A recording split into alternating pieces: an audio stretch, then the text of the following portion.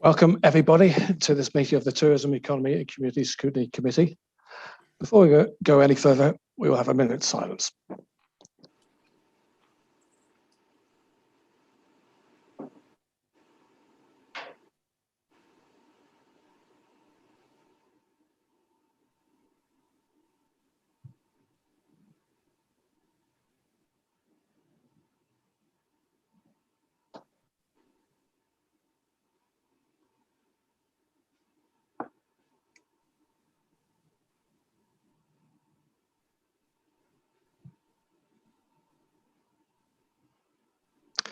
Thank you very much, everybody. First item, declarations of interest. Are there any interests to be declared? I'm not catching anybody's eye. Nope, thank you very much. Item number 2, minutes of the last meeting held on 3rd of February.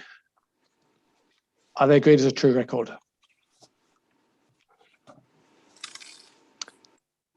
I propose, yes, this Councillor Wilshaw, he agrees they're true records, so do I. Any against? None against, thank you very much. Item 3, public speaking. We don't have any public speaking this evening, which is unfortunate in a way because we had that very useful experiment at the last meeting. Hopefully, public speakers will make use of the opportunity in the near future. Item 4, move on to executive and cabinet member decisions, starting on page 9.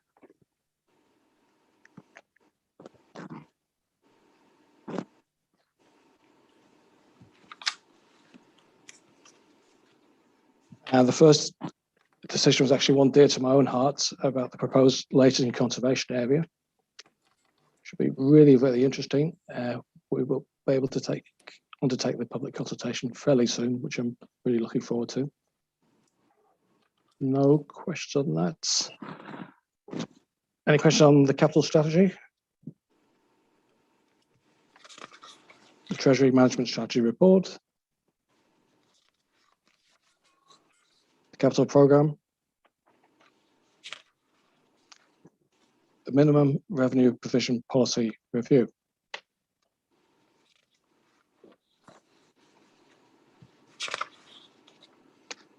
The general fund revenue budget. Financial performance monitoring. Subject debt, council tax, housing benefit overpayments and business rates write-offs. Blackpool Waste Services, the plans to merge waste and street cleansing services.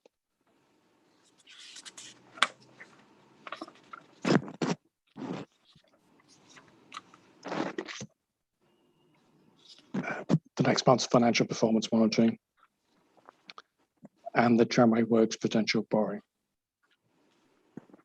Other questions? Oh, sorry, Councillor Walsh, which item did you want to ask a question on, Councillor Walsh? Thank you, Chair. It's the tramway works prudential borrowing of up to 900,000. I just wondered if we could get a quick summary of what that 900,000 is spent for. Is it for the existing tramway works on Talbot Road, or is it some other? Thank you, Chair. Okay, Councillor Hobson was the decision maker there. Councillor Hobson, can you give us an answer, please? The answer is no, but I'm sure that Alan Cavill can put a bit more meat on the bones of that. If you'd like to pass it over to Alan. Okay, well, it's borrowing of £900,000, not a trivial sum for capital works, and it's agreed by Councillor Hobson. He wishes Mr. Cavill to explain. Chair, through you, the works of the tramway are the maintenance works required to keep the present tram, so the tramway that runs on the promenade in tip-top condition, and the provision. The reason we're borrowing the money in this way is we can then make provision for it over a 5-year rolling maintenance period. But the works include, you may have seen some of them taking place actually. Ensuring ensuring the joints between the tracks are re-welded. Something called tamping, which means that the ballasted sections of the track need to be refilled with stone and checking that the track hasn't sunk at all. There's also something which I can't remember the name of. I apologise to the chair for that, but it's I can explain it. The tramway actually gets, as the trams brake on it and do other things, the tram track itself gets little sort of indentations on it, and you can feel those over time, and they start to damage the trams. So the tram track has actually skimmed off. It's sort of like retreading the track, if you like. But so it also decreases the braking efficiency of the tramway if you don't fix that every so often.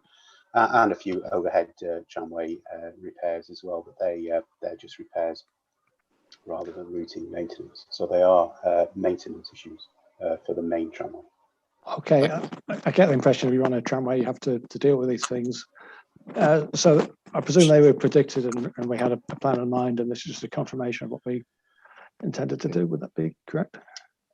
Would. I mean, I think it's fair to say that we didn't make quite sufficient provision for the costs, and so this prudential borrowing puts us in a position where we can make provision going forward, and we won't have to come back to council for future borrowing, because we will then have a 5-year rolling maintenance programme of the tramway from this point forward.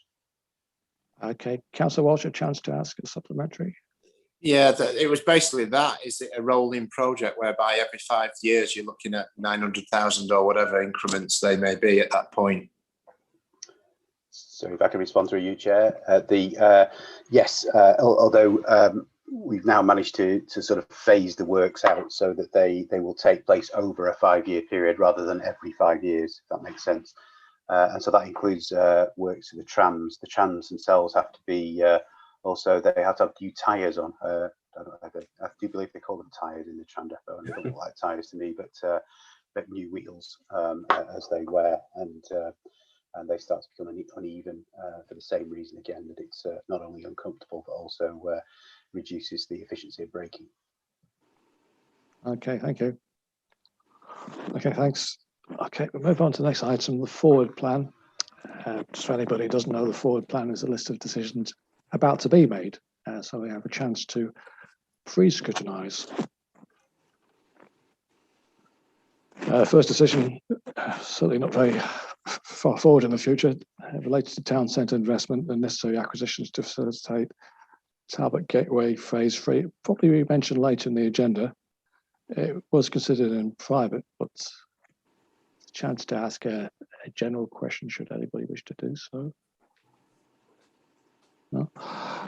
Applications for business loans above £500,000. Again, it was heard in private. Councillor Walsh has a question. Thank you, Chair. Probably for Steve Thompson, if I may. I think last time, Steve, we spoke about, obviously you can't give away certain information because of it's client confidential, if that's the right word. But can you give us the numbers, how we've been? I believe this is it a new round from April to 21, or is it from the existing figures that were last year? Thank you. Sure. This is a monthly standing item should an application come through the process, but at the moment I don't envisage one coming through in April or indeed May. If you look at the statement of accounts, which was approved by Audit Committee 3 weeks ago, there is a full listing in there of all the ones up until March 2020. And certainly once a loan has been drawn down, the decision and summary details are in fact published. Okay, thank you. And next item, which we can ask a question, to agree strategic acquisitions bordering the enterprise zone near the airport. No questions. Lancashire and Blackpool flood risk management strategy to be decided in May. Community safety plan. The Blackpool tree strategy. Councillor Walsh has a question. Thank you. Just an update, basically. I know we've got a blue and green strategy, and part of that scrutiny that we've been involved in is the figure of 4,000 trees across the resort. When I think about the missed opportunity with something like Stanley Park, where you could possibly plant 40,000 trees, and we could meet that target within a stroke of a pen. I just wondered what the update is on the green strategy, please. Thank you. Okay, question for Councillor Kirkland. Thank you. So, as far as I'm aware, this actually came up the other day, and Annie's here, so she will be able to give us the exact answer. But I think as far as I'm aware, we're on track and we're exceeding the number of trees. Councillor Walsh, so just let Annie give you a bit more detail about where they have been planted. Obviously, it is a bit more strategic than just placing them at Stanley Park. So I'll pass over to Annie Heslop. All right, I'm aware we're probably going to be talking about trees later in the meeting, but if you can give us a brief answer, Ms. Heslop. Certainly, no problem, Chair. It's just in terms of the tree strategy itself, we're currently at public consultation with that, so we're not far off being able to adopt the tree strategy. The trees that we have planted this year, there are 4,500 have gone in this year, and I will report on that later within the report that I'm giving. So we're on track, as it were. I do appreciate that there are many more opportunities to get trees in this town, and plenty more we can do. We did recently take the Green and Blue Infrastructure Strategy to the Scrutiny Leadership Board. So that report is available. I'm more than happy to circulate that as well for you. Thank you. Okay, New Council Housing Development, Grange Park, any questions? Okay, to approve the 2021-22 local transport plan. No. Okay, and to consider and approve the updated social value policy. I think that was considered on Monday, actually. I think they made a decision on that. Any questions? And to seek approval to appoint a preferred bidder and award a contract for our financial management and e-procurement system. No questions. Okay, thank you. Okay, move on to item 6, tourism performance and recovery updates.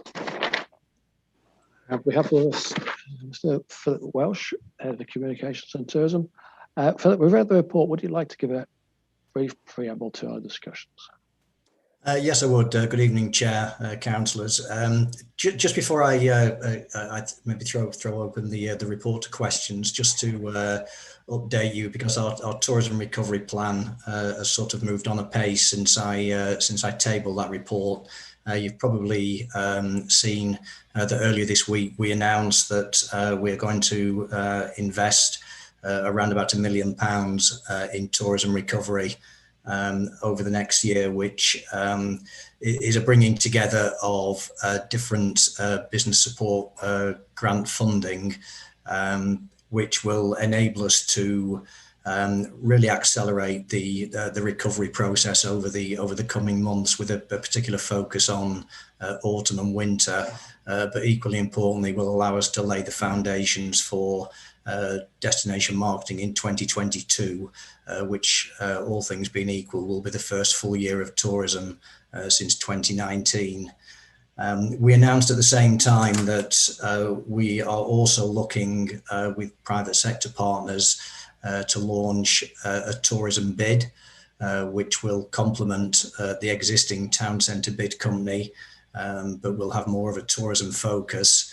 And should it be successful, will be a sustainable way of seeking private sector contributions to destination marketing, and has the potential to raise another £1 million or so over the next 5 years. Thanks, Mr. Welsh. Okay. Questions from committee members, please. Councillor Kelly has a question. Thank you, Chair, and apologies for being late joining the meeting as well. It's been one of those days. I just wanted to thank Philip and Councillor Campbell first for all the work that they've been doing on this. You can see it's really structured, and the linear approach in terms of this is where we should be at this phase and this is where we should be in the autumn. You can actually see there's a real strategy, which is which is brilliant, especially when you think about you're trying to guess some of that with the external control condition environments that are imposed. So you've done really well there. The question I wanted to ask was twofold. One is a bit harsh because it's out of your gift, but one of the things that we're noticing across the UK at the moment is obviously there's a big expectation that we're going to see a lot of obviously tourists staying in the UK because they can't travel overseas, but because of that we're seeing a lot of prices rise, and we're not necessarily seeing quality rise. So for example, I know because I brought one the other day that we're now selling some ice creams on the prom for £3 for very tiny little ice creams. And what that means will happen potentially is all we're going to do is all those people will go, cool, when I stayed in holiday in the UK that one year, it was really expensive. I won't do that again. As soon as I can go back to Spain, I'll do that. So the question is, and that's why it's mean, because it's not directly in your gift, is what can we do to try and sort of gently nudge some of the private sector companies and businesses out there to not, I don't want to use the word exploit, but to overprice and then risk damaging potential long-term holiday makers coming back? I think it's a point really well made, and I think market demand is an interesting thing at the moment, particularly for the self-catering sector, in the accommodation part of tourism. We do know, and it's not, as you say, it isn't a Blackpool problem necessarily, but we do know from the reports that we're getting back from around the country that there is an overwhelming demand in some areas, and the price is rising accordingly. I do think that will be a short-lived phenomenon, to be honest. I think that there is a pent-up demand at the moment, but I think that will start to balance out, particularly as European markets start to open up again. And I think I think our part of our strategic focus is on making sure that whatever we do this summer is sustainable. We don't want the recovery to be a one-season wonder. And it's really important that when visitors come here, that they have an experience that makes them want to come back again. So I would share the message that you're saying there, that we want to make sure that we give visitors a really good experience. And we've always prided ourselves on being an affordable resort, and that's where we need to be. Brilliant, excellent. Thank you, Philip. And the second question is, this goes back to a conversation we had, Committee Room A, which seems a long time ago now, in one of these scrutiny meetings. And I can imagine what the answer is probably going to be: loads or many. The question is, challenges that you and your team face, and this goes to you as well, Councillor Campbell, that you feel Scrutiny can help you with. Is there anything that you feel that as a scrutiny process you feel, oh, there's a piece of work that we'd like you guys to consider or mull over in the future when we get to discuss our work plan? I think from my perspective, I think we have got an opportunity over the next 12 to 18 months, and particularly if we're successful in securing a tourism bid, in just redrawing some of the lines around the tourism offer.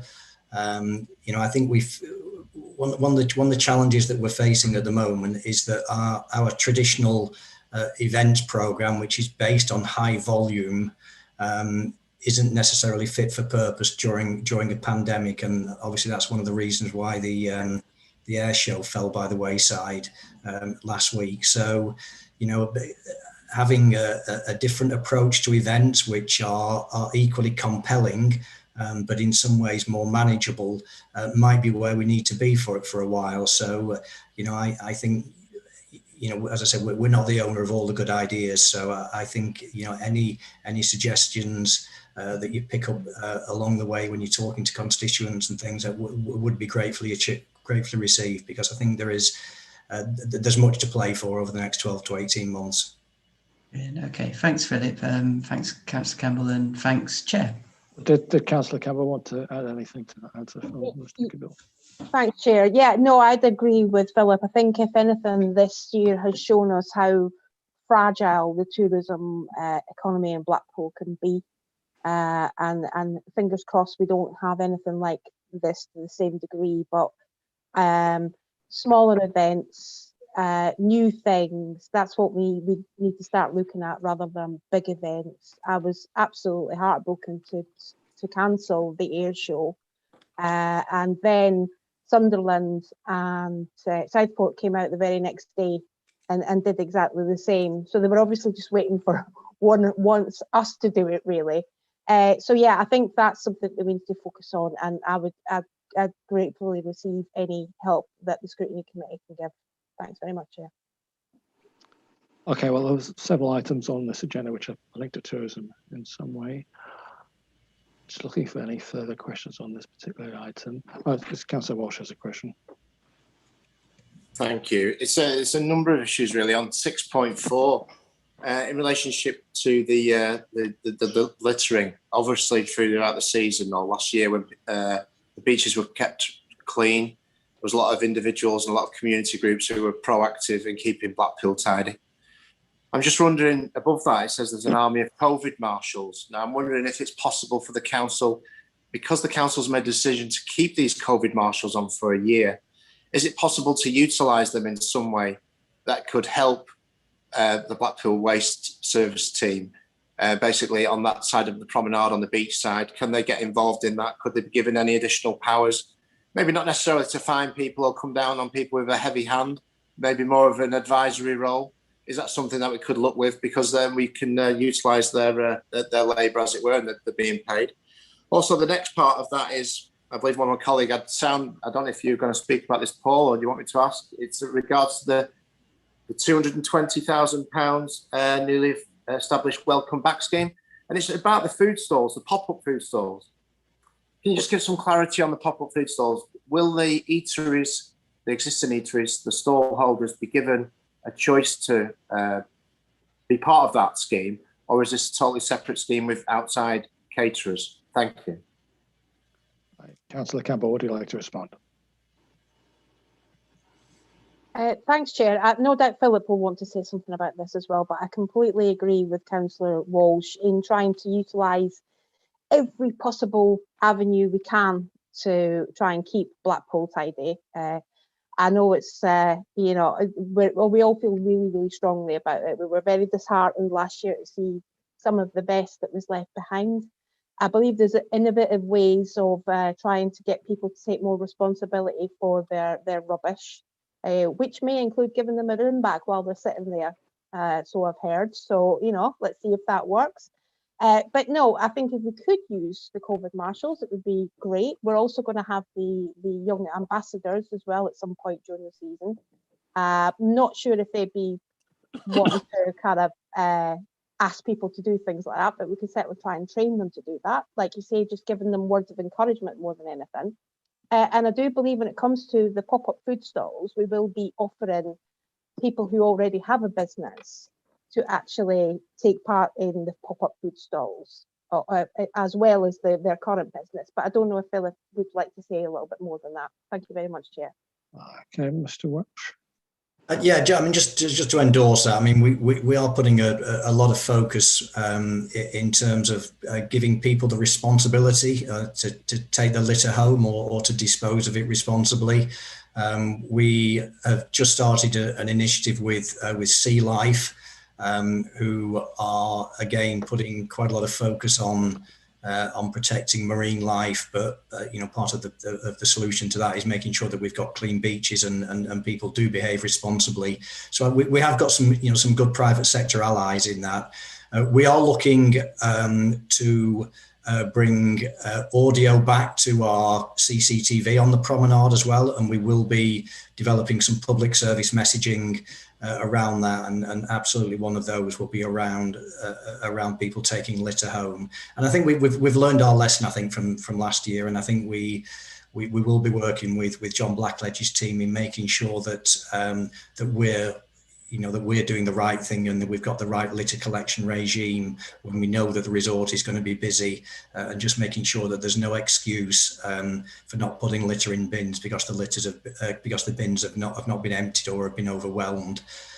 In terms of the pop-up stores, absolutely. I mean, anyone who's been to the Bath Christmas markets will know that their model is that they give their traders and their restaurateurs and bar owners first opportunity to spill out into that market, and things like the Welcome Back Fund are there to support our businesses, not external businesses. It's to support our businesses, so that's absolutely where we'd want to be, Councillor Walsh. Thank you. Okay. Councillor Hugo has a question. Thank you, Chair. Yes, Philip, you mentioned earlier about the town centre bid and inviting private sector partners to be involved in that. I think it was a few minutes ago now, but if I remembered that correctly, I was just interested in who the private sector partners are and how they've been selected, please. Okay, well, the town centre bid is an existing business improvement district, which a couple of weeks ago got another mandate. So it's got another 5-year term of office, and the town centre bid has been really successful in bringing together that town centre community and providing services over and above what we provide as a council. And clearly, the fact that they got a fairly overwhelming mandate in the election showed that is appreciated.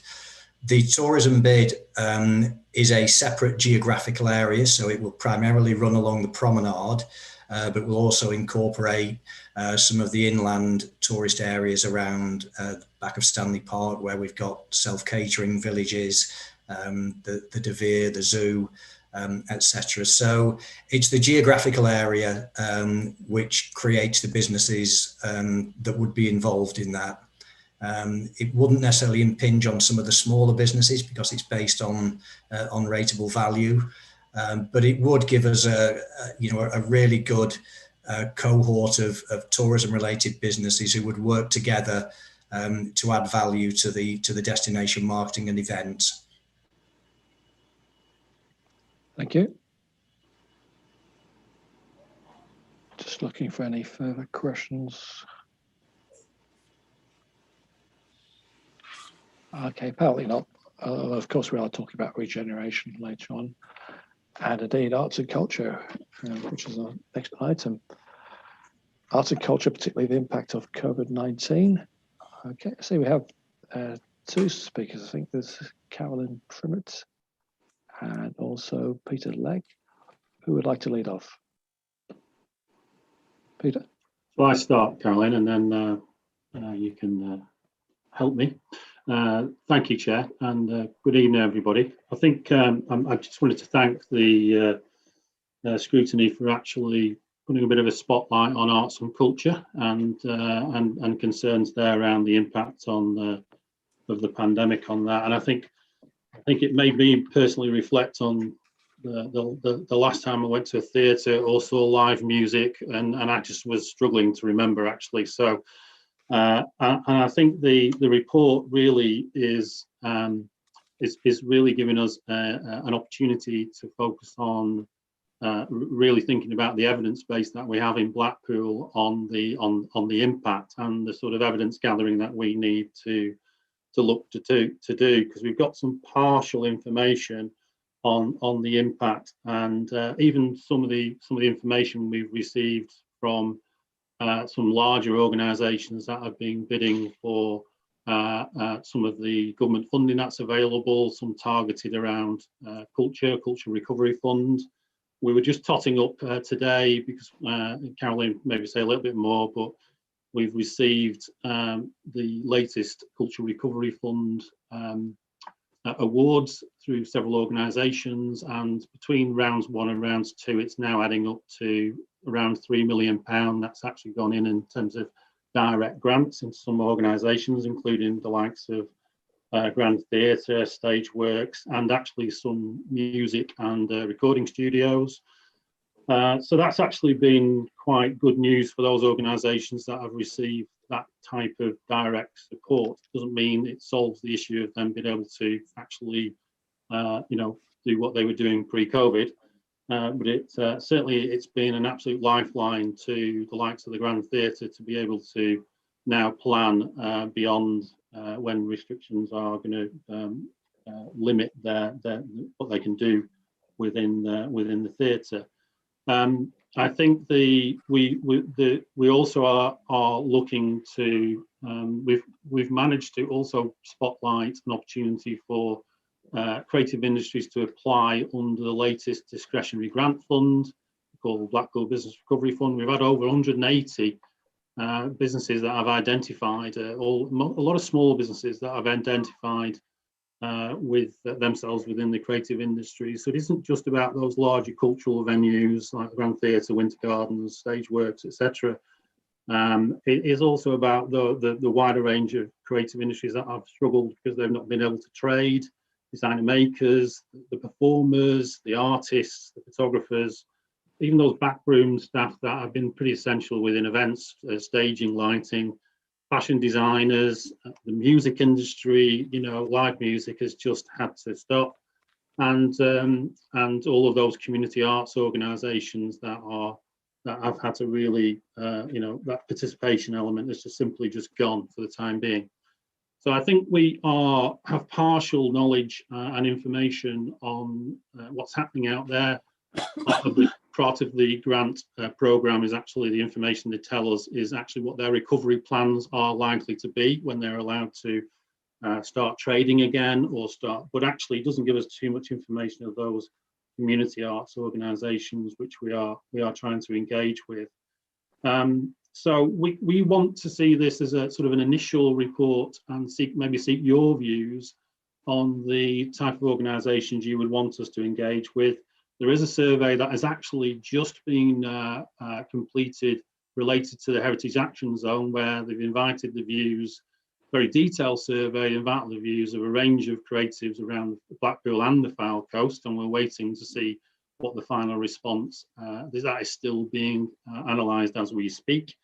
And the aim is that by September we'll come back in a much more detailed report to the Scrutiny Committee on everything that we've managed to do, and there may well be other funding rounds, particularly sector-based funding rounds, that are available to some of these organisations.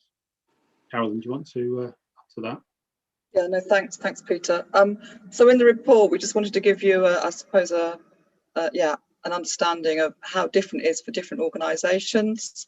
I mean, obviously, libraries, it's been a different experience on the digital side in terms of people accessing digital services. That uptake has been amazing, and and a real success story considering what everybody's going through. But obviously, I know you'll be particularly concerned about the venues. We're sort of very much in the thick of it still at the moment because venues like the Winter Gardens and the Grand Theatre don't really know. Obviously, there is a map for coming out of things, but we don't know that they'll stick to that, and they don't exactly know what the guidelines will be. So for organisations like the Grand Theatre, they are working. I mean, they are very pleased. Obviously, they've got their Cultural Recovery 2 grant, and that will mean that they will be moving out and hopefully opening, in the summer and moving to sort of programming the theatre again. But there's still a huge number of challenges and a huge number of unknowns, as it were. I mean, I think we have as a place, I think it's been the Arts Council, I think, were quite maybe shocked is not the right word, but the number of applications that they got from Blackpool has meant that national organisations have realised how important the creative industries is to a town, a resort like Blackpool, which maybe they weren't aware, I suppose, in quite the same way in terms of the organisations they usually deal with on a day-to-day basis. So, I mean, we're obviously pleased for all those organisations that have accessed the money, but through the business grants that we definitely want to get to those sort of self-employed, smaller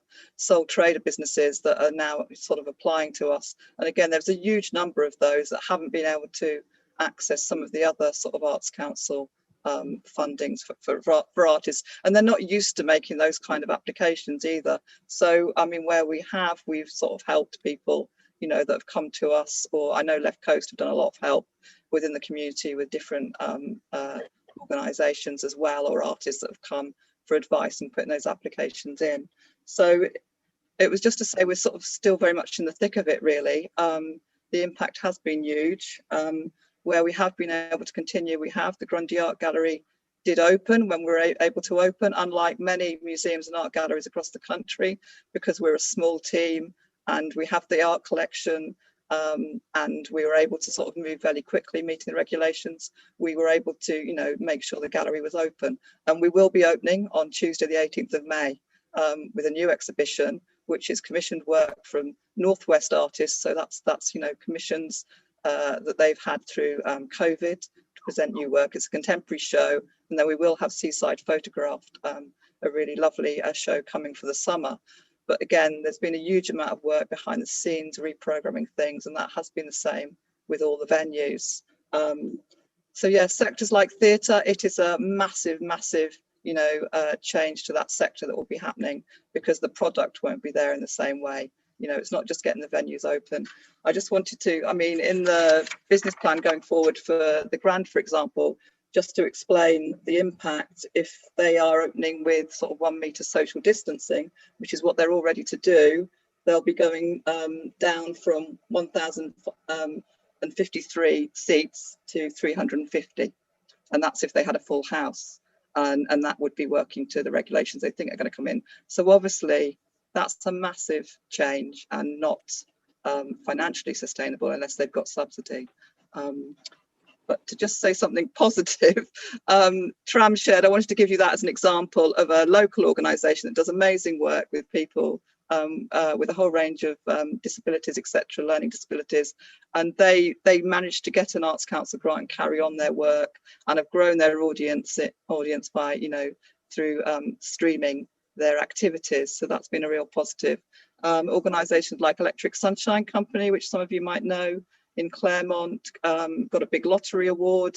Just as we went into sort of lockdown, they were getting ready to sort the venue. They've managed to carry on doing their work, if you know what I mean, and are sort of ploughing on, ready to open, and working with a lot of vulnerable local people on their activities. So there has been some amazing creative work going on around the town, even though we've been in lockdown. Thank you. Okay, questions from committee members, please. And Councillor Gallagher has a question. Thank you, Chair. Carolyn, Peter, thank you for that. You sort of touched on it in a way when you said about that the Arts Council was surprised by how many organisations of different sizes and scale existed in Blackpool. Is that not an opportunity for us to recognise that these groups, the independent sector exists, informally, of all different shapes and sizes? As we move into the recovery period and longer past that? And also, is there an opportunity there for us to join the dots together within the cultural sectors of Blackpool? So it's always bothered me that when you look at Covent Garden and that whole area, and compare our version of that, which is everything along Church Street into Dixon Road where Funny Girls is, we've got all these amazing places right from the Regent down to Viva, and it just does not feel connected at all. It doesn't feel that is a real centre of a place. You've got the Hive as well. You've got the Comedy Club around the corner. Never mind the Winter Gardens and the Grand. But so for me, this it's a big problem. It's also a massive opportunity to actually right some wrongs, because it wasn't perfect before COVID came along. In fact, it was very far from perfect. So I personally see the work and the position you guys are in as one massive opportunity, because everybody now has to work together. They can't just work in silos and pretend, well, we only do the Arts Council stuff and we do the commercial stuff and so on. Now they've all got to do it together. And so my question really is, how can we energise all of that and turn this into something really, really positive? Yeah, would Caroline like to touch on that? I was going to say, if I could come back on that, Chairman, thank you. Thank you, Councillor Gallagher. Yeah, totally, utterly agree with you. It's a chance, it's a real opportunity to organise everybody across the cultural sector together. And I mean, without sort of preempting what we might come back with sort of in September time, I do think it's a chance for us to work together across the town on a cultural plan, basically, what the priorities are, and that ways in which people can work together in different groupings, whether that's programming or marketing or just sharing resources as well, because that's the other thing, is different organizations, different individuals have resources that others could make good use of, basically, if they are talking to each other and networking, definitely. So we haven't got a partnership, a cultural partnership as such for the town, but that might be something that we want to look at sort of helping set up, basically, with the key players. But it's also getting that voice for the individual artists as well, and creatives that are in the town. Yeah, absolutely, Carolyn. If I may, Chair, I know you said you're coming back to us in September, so there's an opportunity, Carolyn, and it's quite a challenge. I don't envy you, in the sense that when you produce the report, it's almost sort of the conversation I had with Philip earlier, is don't be afraid to say, this is where we feel Scrutiny could help us, because we've got a real block here with this particular sector where they don't want to play ball. These guys do. So if you feel that there's still challenges that you and the team are really struggling with, and feel that you need some support, just don't be afraid to put that in the report. This is, again, one of the opportunities of COVID. There is nothing wrong to say we're struggling. No one's going to criticise you for that. In fact, we'll applaud you and see what support we can give you to try and fix it. Thank you.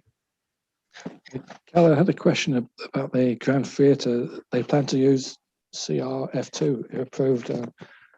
To a layman, that doesn't mean very much. It's cultural recovery funding is the government, DCMS funding. So there was cultural recovery funding round one in the autumn, and then the decisions have just been made public on the cultural recovery fund too. So the Grand got just over 460,000, I think, in the second round, basically, to help them with their recovery plans. So, and a number of organisations across Blackpool have received cultural recovery funding from the second round.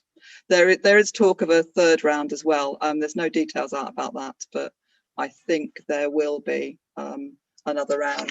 I was just looking at, there was 1.57 billion for cultural recovery for cultural and heritage organisations. They've now allocated 1.2 billion of that, so to a range of, they say that's gone to 5,000 organisations, cultural organisations, and heritage sites and heritage organisations across the country. The Winter Gardens got a cultural recovery round one grant of 846. They have not received cultural recovery round two because it was felt they did as well as they could out round one, and there were more needy organisations nationally, basically, and they got more or less what they could get out of the fund, the first time round. So, okay, some questions flooding in. I see Councillor Burdess has a hand up, but before we come to Councillor Burdess, we come to Councillor Walsh. Thank you, Chair. If I could ask a question, maybe a lot of people from the hospitality sector watching this broadcast as it's related to tourism. It's a question about the Art B&B, and I'm a little bit confused. I wonder if you could give me some explanation as to why a hotel can apply and receive £73,000 from the Cultural Revenue Fund when similar hotels have received far less. Remember, this is a 19-room hotel, I believe, with a rateable value of £19,000. So if you were to take a normal business under 12,000, they would have got £10,000 as business grant. I'm assuming, or I'd like to know, did they receive a business grant on top of this this fund of £73,000, or was that just a one-off payment?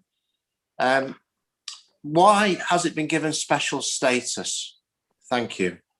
Okay, I don't think the decision was made by Blackpool Council, but anyway, perhaps Carolyn can help us. Thank you, Chair. Just so that everyone understands, on the Cultural Recovery Fund grants and those awards, the local authority hasn't been consulted in any way on those applications. So these individual organisations making those applications, I haven't seen the detail of the Art B&B application. They're a community interest company, and they have got, they have plans to do a whole arts programme as well, as part of their offer, basically. So I don't think they will have got the funding towards their sort of core business as a bed and breakfast. It will be towards the arts programme that they're going to be delivering. But I don't have the detail of that at all, and wasn't involved in the detail of putting their application in at all. So, but that they certainly won't have just got an arts grant, a cultural, without having a cultural programme that they're proposing to deliver, which is what part of that whole project is about. Okay, thank you. Councillor Perez now, please. Thank you, Chair. It's just a question for Carolyn.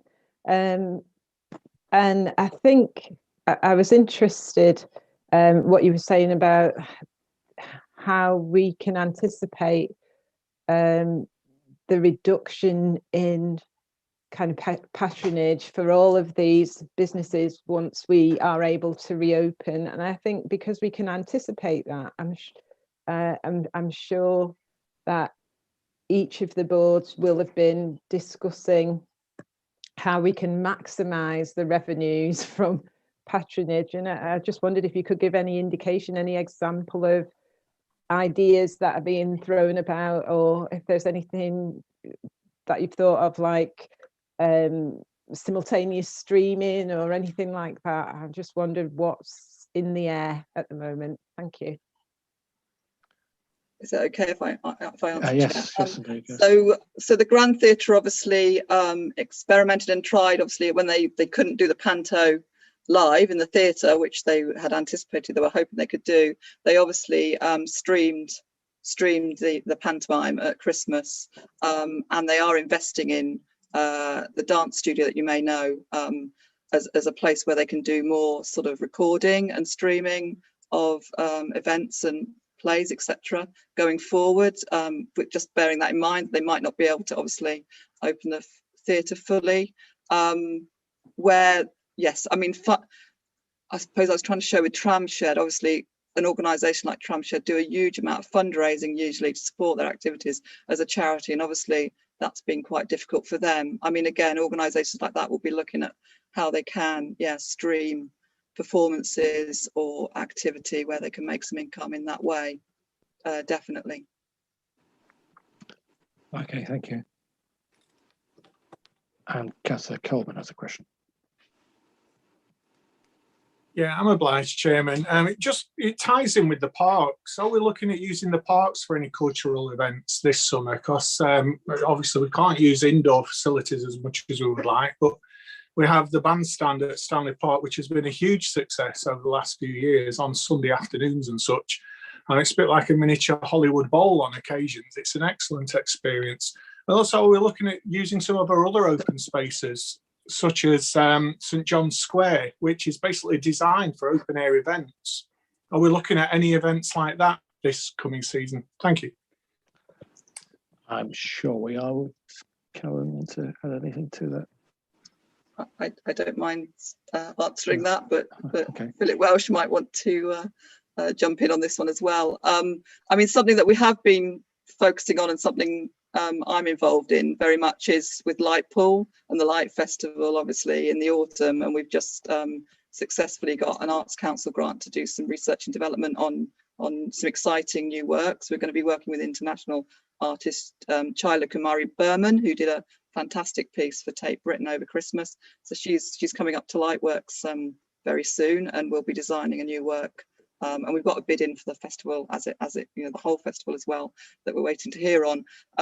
Personally, I'm very sad because obviously we do Wordpool Family Day in Stanley Park, which is very close to my heart. We've done it for over 10 years, and we get 4,500 local families to that event. But it's just, we would usually start planning that and with funding and etc. and things in place from sort of January. So we just decided it wasn't going to happen this year. I mean, I do hope we could maybe revisit for 2022, but we have been talking about opportunities with Stanley Park, haven't we, Philip, with going forward in the autumn? But we haven't got any firm plans, but where we can, we will be supporting the arts organisations or artists that want to do things, small events, as Councillor Campbell said, where we can, do something exciting, but it's contained, and we're not going to be worried about the COVID regulations.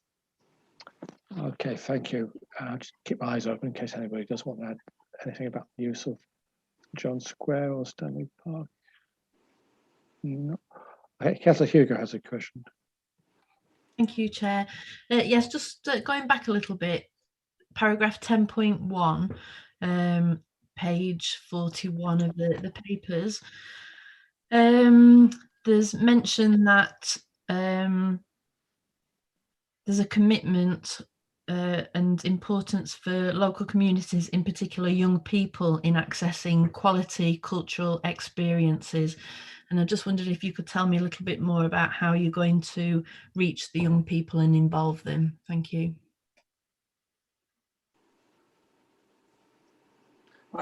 I can come back on this, Chair, if that's helpful. Please, yes. The Grundy Art Gallery, which is part of my team, Rubia, our education officer, has been sort of shielding most of lockdown, but has still been engaging with local young people, with the A team, a group of young people with autism. She's been working with closely, and we're working with UCLan at the moment on a project to work with local young people about their sort of how they feel about their local landscape, but in particular about the beach and the coastline. So that's been an interesting project. But so again, Rubia has been doing all this work online, engaging with local young people that she wouldn't have normally, that would have been obviously in the gallery doing activities. And obviously as soon as we can, we will be doing that kind of work. And again, the Arts Service, obviously I work with various arts organisations who are doing activities. One of our local dancers, Sarah, who's works with Lowry, and they have a special sort of training scheme that gets funding. They've just secured some for Blackpool. So in fact, she wants to go and set up some dance sessions for young people in Stanley Park, actually, because we were talking about that as a good place to do it, obviously, because we can, do that safely outside. And usually they work with a group of young people who perform at Wordpool, actually. But that's an opportunity that will be open to young people across Blackpool, those dance classes with her organisation. So, and the Grand Theatre have various funding at the moment to do a whole creative learning programme. It's a big part of their work that is sometimes sort of not sort of seen. It's more people think, oh, they just put stuff on the stage, and that's not true. They're doing a huge amount of activities with young people. An Arts Award. So the Arts Award is really a great scheme, and the Magic Club have been brilliant over lockdown. They've been doing Arts Awards. They brought a group to the Grundy, actually, when we were able to open, if that's what I mean. They came to one of their sessions at the Grundy Art Gallery. So Electric Sunshine Company have set up a creative network group now as well, which I go to, which is sort of getting different individual artists and creative organisations to kind of talk to each other, and working with young people is a big sort of topic on that. And it was great. Councillor Campbell supported an approach that Curious Minds, the Northwest organisation that works with young people on cultural activity, approaching Gavin Williamson about all the money that's available in the summer for activities with young people, maybe not just giving it to the schools, but maybe giving it to creative individual artists to do activities, some school activities, which I think could work really well. It's the kind of thing Magic Club will do, in the summer, working with our local artists, and they have been doing during lockdown. So. Okay, thank you.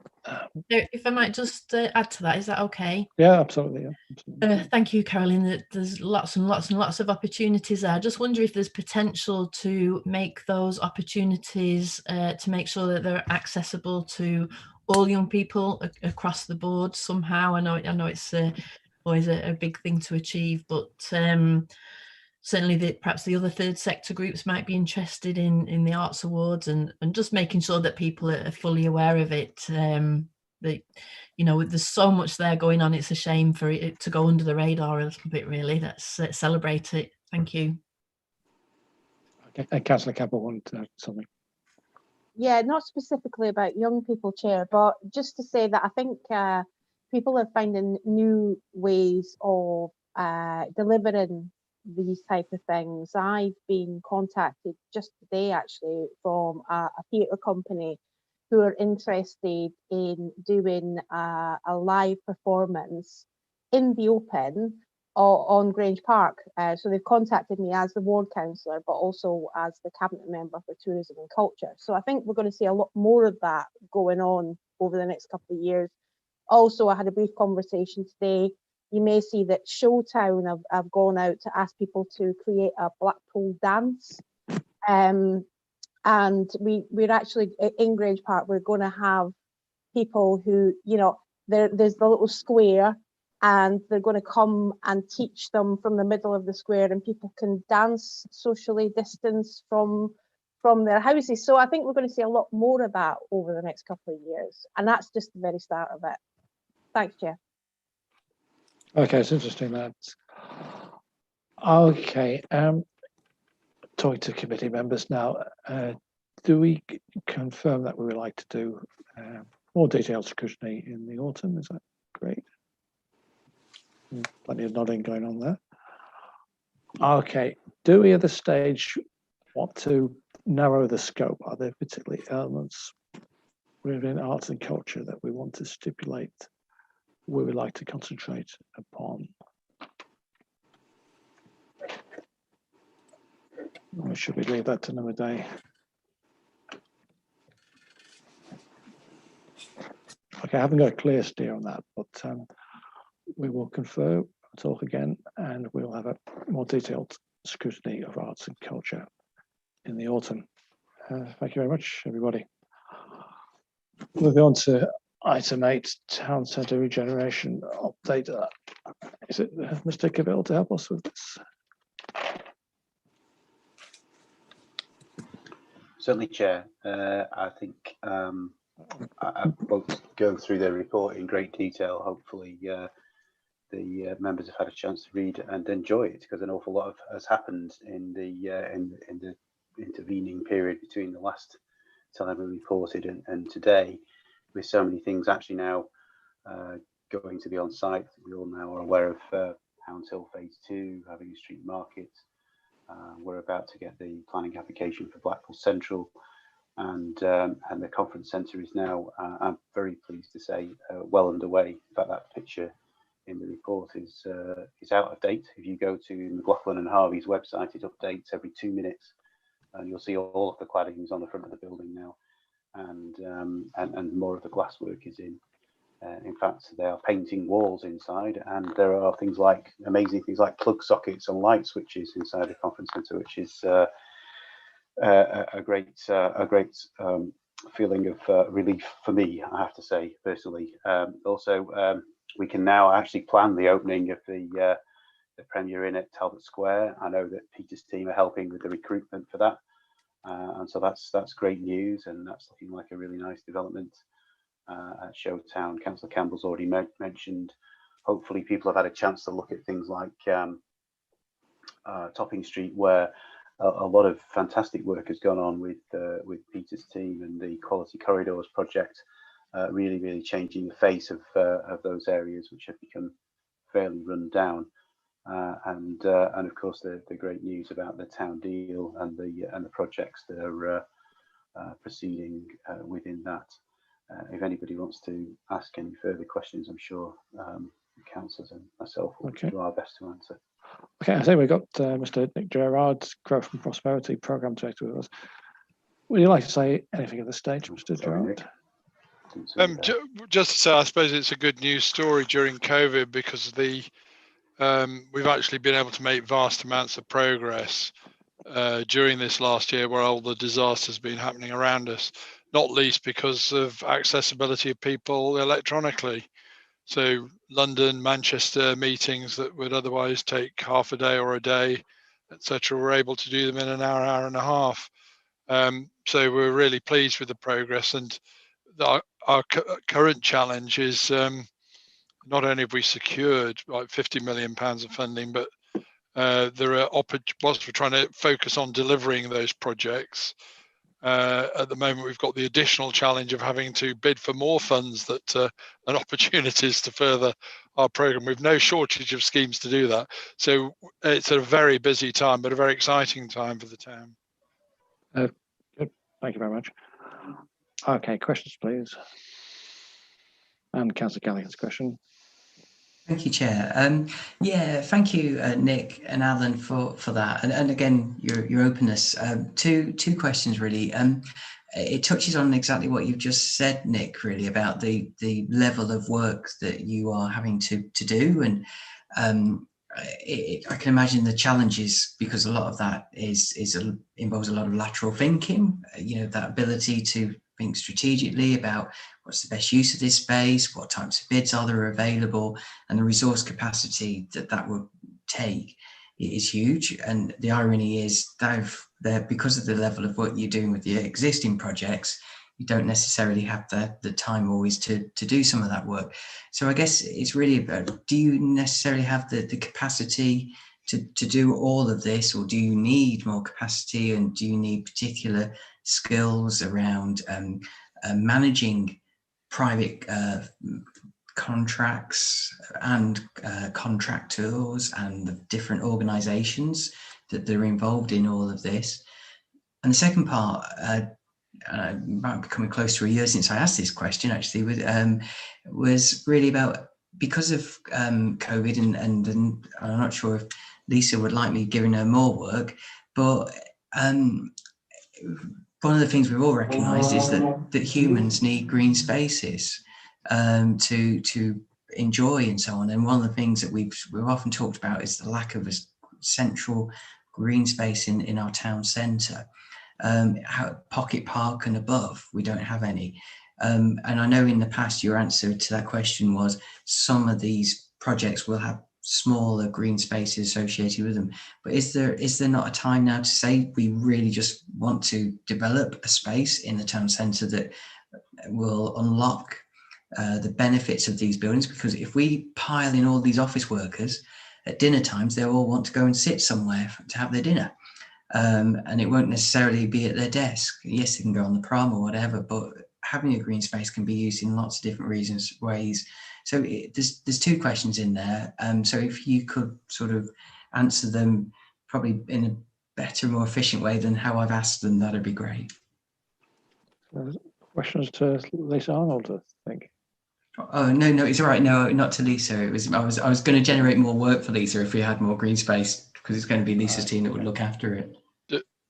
Would you like me to? Yes, please. Yeah. Well, on the first thing on capacity, the answer to your question is yes, we do need more capacity. But the good news is the answer is we have got it, and we're continuing to get it, because Alan and I keep that under sort of constant review in terms of the nature of the project work that we're developing. I mean, we've got the growth and prosperity team who are obviously sort of leading this work, but which has been growing and is continuing to grow. We're recruiting actually at the moment. We've just got a new person for the enterprise zone, and we're recruiting for another one. And there's another couple of jobs that are being advertised at the moment, and another one. We're very mindful, though, in terms of making sure, obviously, because of the environment that we've been in, particularly with the pressure on the council budget, to only seek to expand when we need to. In terms of, we've obviously got a lot of experienced people in the team, which is good. And we've also got access to and utilize some very experienced and very good advisors to help us on schemes to protect the council's interest, but also to increase capacity. That's another discussion. But we are utilising those, and some of the opportunities that have come our way, including from the government, include funding to help with that.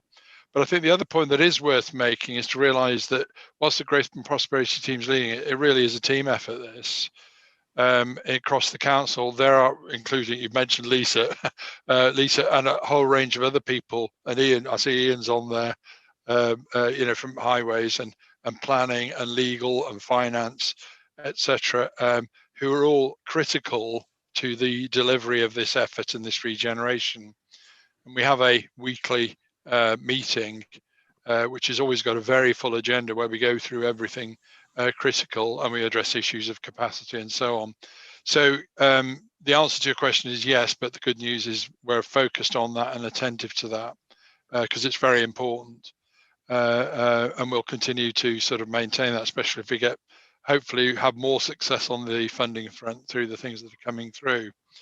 In terms of the public realm is really important. And in terms of some of the schemes that are now being developed and are coming forward, we are including space, not necessarily green, but certainly open space and public realm, which is available. So the recent major office development that only got approved in outline for Talbot Gateway Phase 3 will have significant public realm associated with it, for not least for the reasons that you've mentioned, but also to provide a good setting in an otherwise sort of what has been a crowded town centre. And Alan mentioned the Blackpool Central planning application, which will be coming with us shortly. The way those plans have evolved, there is now going to be a substantial public space within that development for the purposes of animating the development and also perhaps providing the other opportunities to increase the attractiveness of that. What we are doing as well, we've mentioned the Quality Corridor scheme. We've touched on the Levelling Up Fund. It's only referenced in the report, but we're looking to, if we can, because the criteria for that are more flexible than the Future High Street Fund criteria were. So that public realm was basically excluded from Future High Street Fund. They wouldn't fund it. But in the Levelling Up Fund, it is something that they are prepared to consider. So we are looking at, with some of the highway improvements that are proposed there, again, improving sort of the public realm and the environment, you know, so it's a more pleasant place in which for people to live and work and visit and shop as of Monday. Yes. Okay, thanks for that. I had a particular question myself related to the Adelaide Street Transport Hub. I don't know what that is actually. What might that be? Well, at the moment it's just a plan, Chair. But basically, it was one of the schemes that we put within it to improve the highway capacity and circulation in the public realm around the Adelaide Street and near to Blackpool Central. And it is one of obviously we weren't successful on the Future High Street Fund bid with that scheme. But we're hoping that we can include that within our Levelling Up Fund application. I don't know if Ian wants to add any more detail on that, but that's really what it was for. Okay, but still not quite clear what would happen at this hub if it were successful. Right, Ian, can I ask Ian Large if he could come in on the detail of that, because it's obviously primarily a highway scheme to improve the highway circulation around the bottom end of Adelaide Street, near to New Bonny Street, and okay, thank you. Welcome to the meeting, Ian Large from Highways. Thank you, Chair. Yeah, it's a look at how the network runs and the capacity it has as a result of the work that we're going to be doing in the future with Blackpool Central and its current capacity. So it's the impact of future developments on the wider network and how we cope with the hopefully increased demand from the changes we're making, the investment we're making in the town. We need both things to match. We need good investment off the highway, but we need investment in the highway to cope with the capacity. So it's that balance, and it's that area we're looking at in and around there, around the Hounds Hill, on Adelaide Street West, New Bonny Street. It's how the highway interacts with these fantastic investments in the town. Okay, dedicated transport hub implies it's going to be some kind of hub, obviously, that there are going to be different modes of transport. Would that be correct? Yeah, Nick, sorry, if I can ask a question of Nick, Chair. Are we talking about the New Bonny Street element in particular in relation to this? Yeah, we are. Yeah, yes. So this is just that, as you've said, Chair.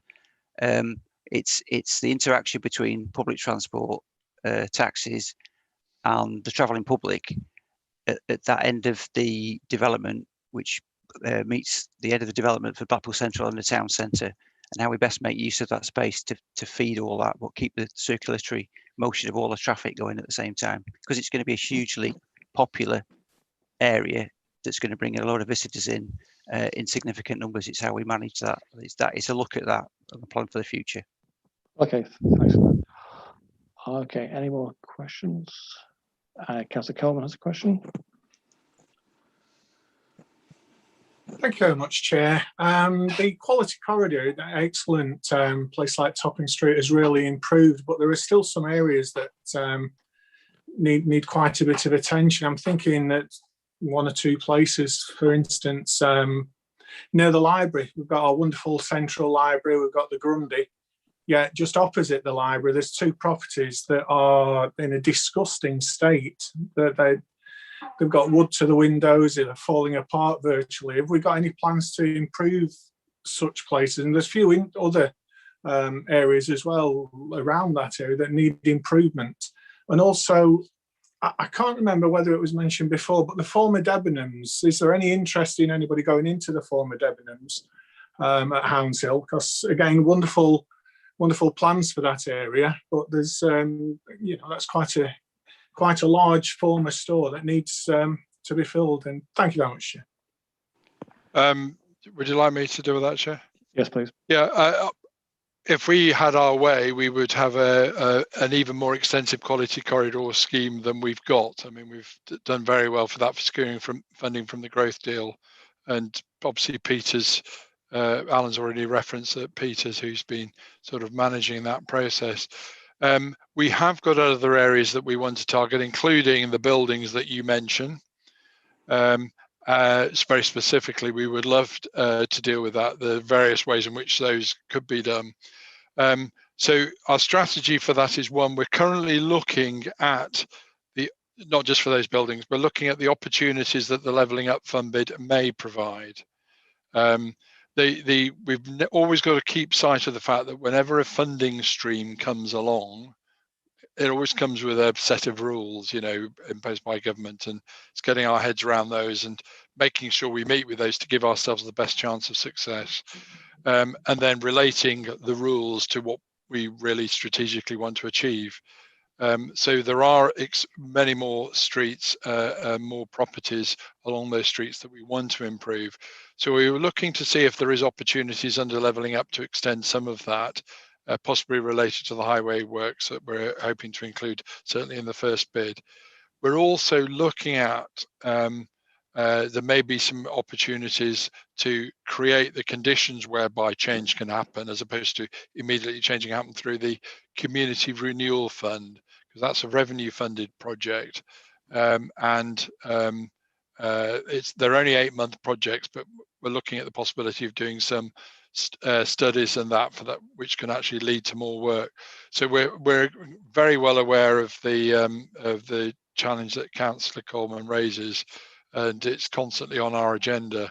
And I know that Peter did get some extra funding for the quality corridor scheme, and I know if we'd have had some more from that, but that avenue is closed now, we would have done even more, because it's been a very successful scheme, as you say.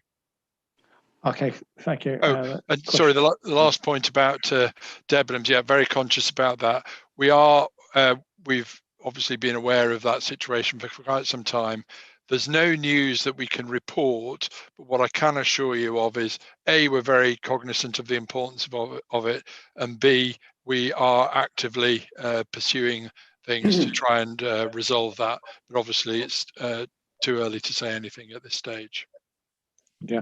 Okay. Councillor Keller has a question. Yes, thank you, Chairman.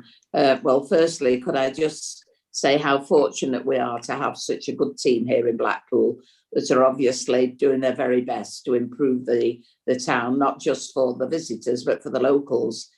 But while we're doing this, time is marching on. I have got very many friends who live in the north end of Blackpool, and they say to me, I'm not coming into Blackpool anymore. I'd rather go to Cleveland's. And this really, it really breaks my heart. But they don't feel as though there's a lot to entice them into Blackpool to shop, Councillor Coleman has just mentioned, sadly, Debenhams, but we've also got WH Smith that have pulled out. A large hairdressers on Burley Street is now closed, and Burley Street, that's enough to make you want to cry with all the empty shops. I know we've got some very attractive coffee shops there, but they're struggling with this atmosphere of all these empty shops. And the hairdressers that pulled out, they've moved somewhere else.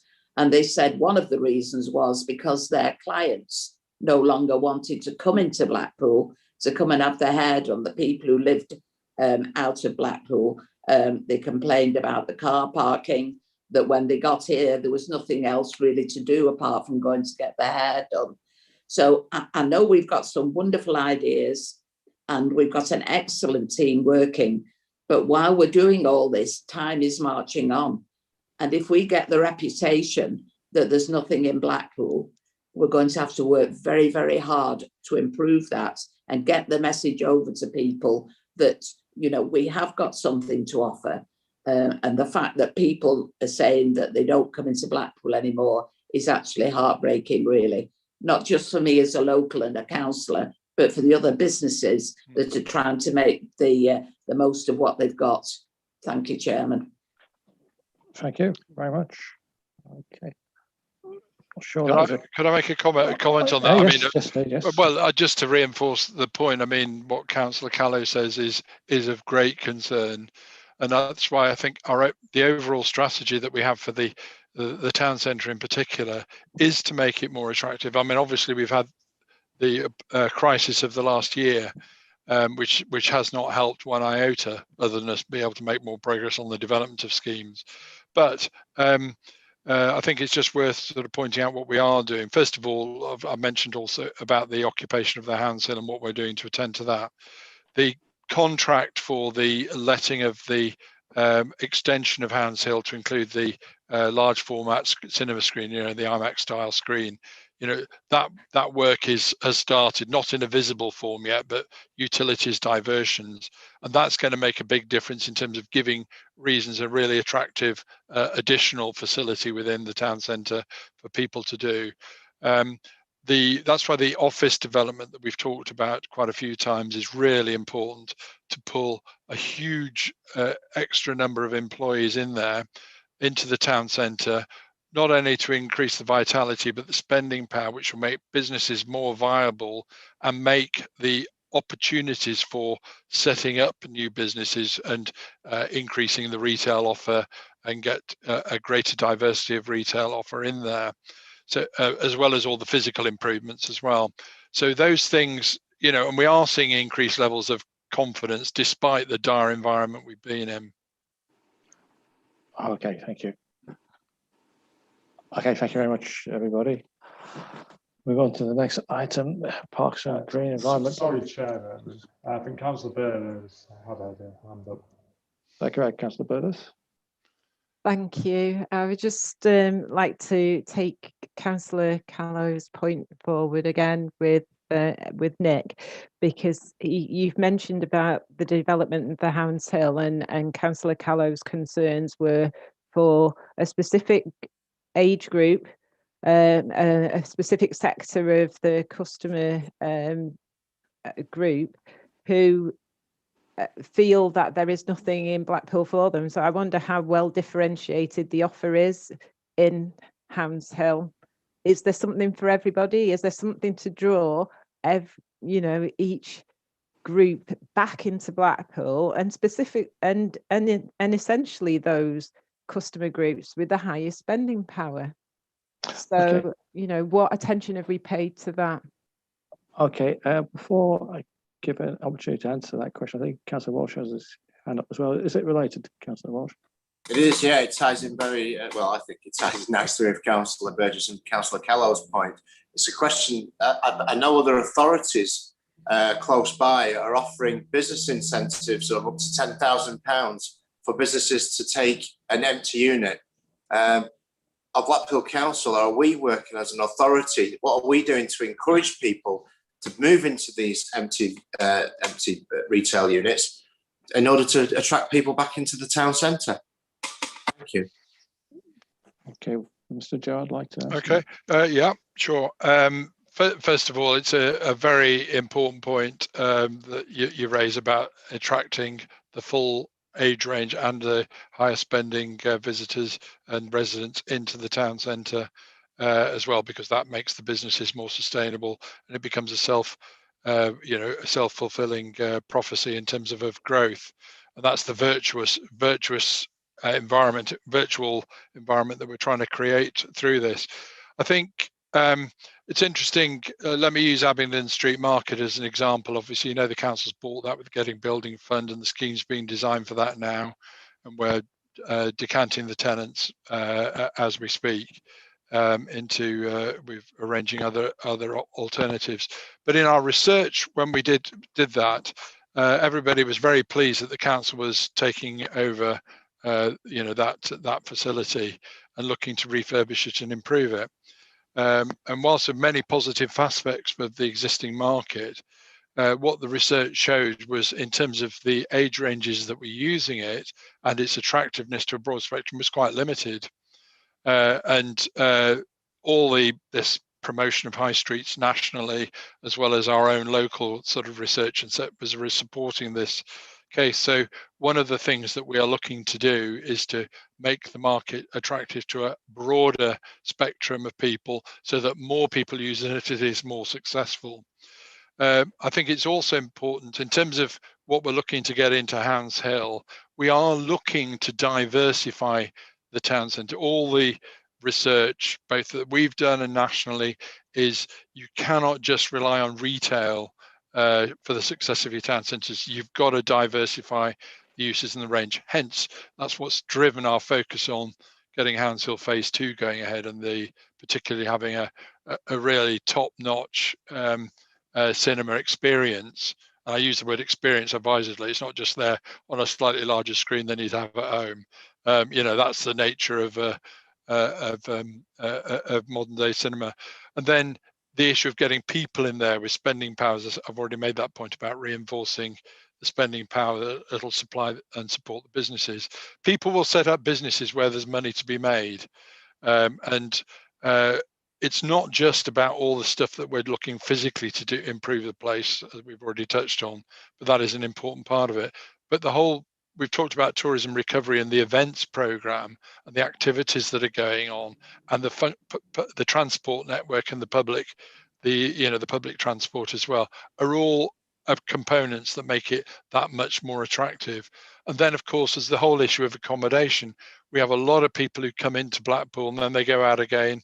I'm talking about the visitors now rather than the residents, and of course what we've got to do is give them more reasons to stay, and if they stay, then they will spend more money, and that will actually reinforce the business offer and make it a more attractive place to invest.